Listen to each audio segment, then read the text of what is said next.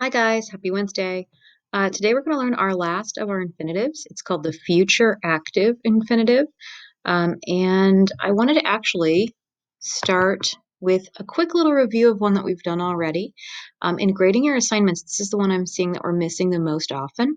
It's the present passive version of the infinitive, and it's actually one that we learned this last fall. I'm going to just go back over these rules really quickly so you can hear me say them one more time. For the present passive infinitive, you're going to take the second principal part and remove all of the last three letters, all three of them. And you're going to add the appropriate ending according to the conjugation to which it belongs. Here I have your chart, as I've had on all of these different slide presentations for you. First conjugation, the way you can tell that a verb is first conjugation is that its first principal part ends in O, and its second principal part, called the active infinitive, right, ends in A-R-E. O-A-R-E.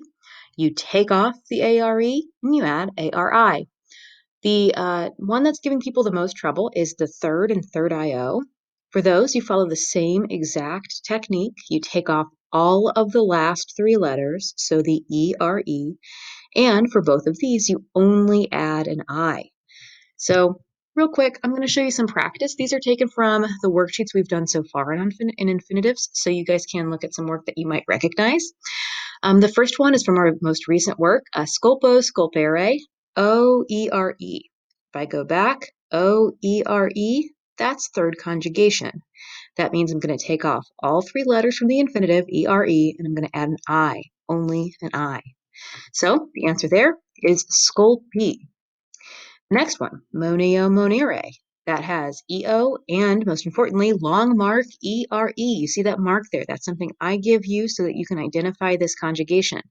That ERE form, see this? It's going to turn into ERI. All right, so sculpi is back, and here is moneri, M-O-N-E-R-I.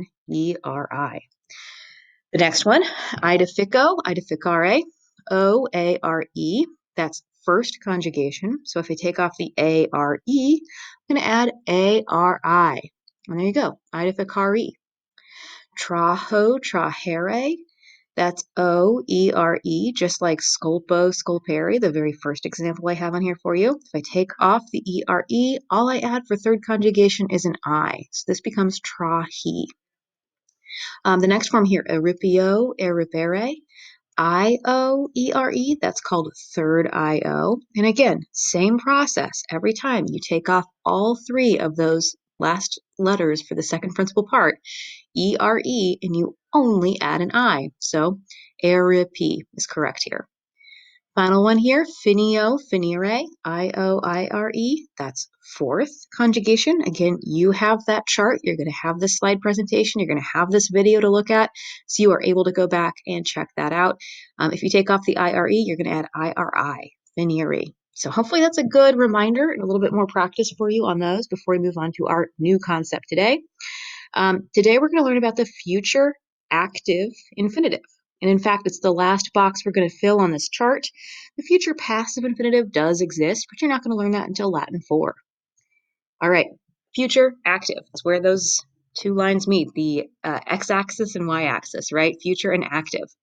This form, just like the perfect passive, is two words.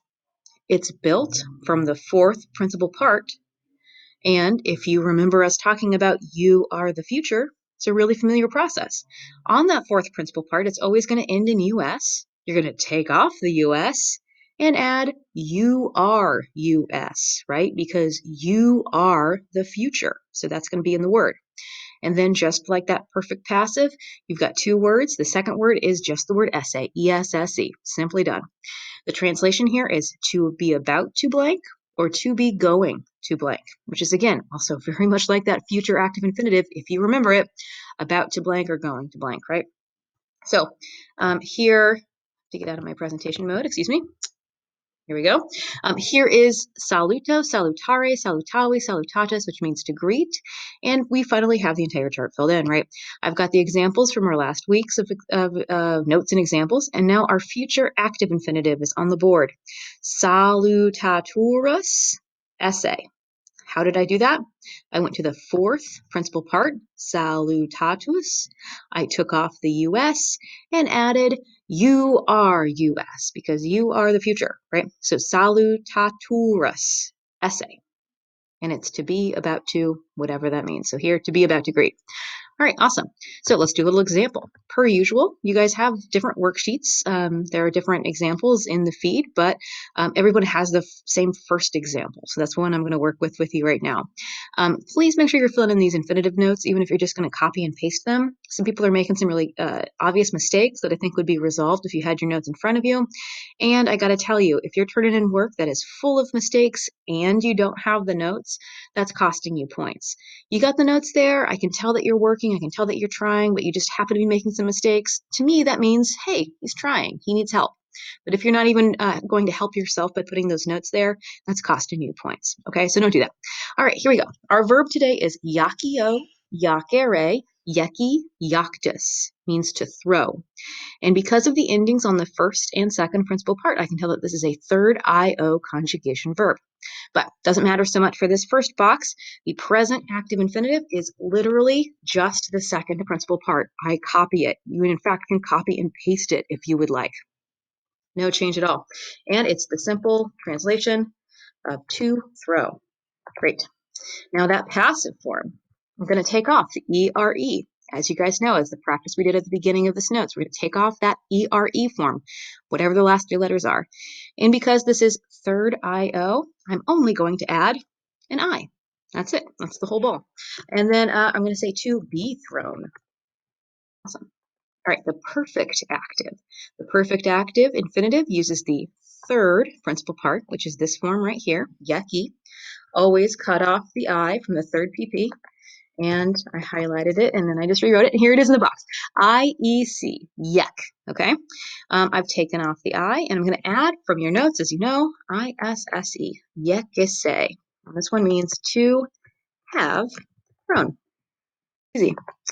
All right, the perfect passive. This one's going to use the fourth principal part, the whole thing with no change, jactus. Now space and ESSE. I've got the two forms there. ESSE is the second form, and this one translates as to have been thrown. Always use be, being, or been to make something passive. And here I'm going to go ahead and make that bold just for consistency's sake. All right, great. The next one, the one that we are talking about in this video, it's the future active infinitive.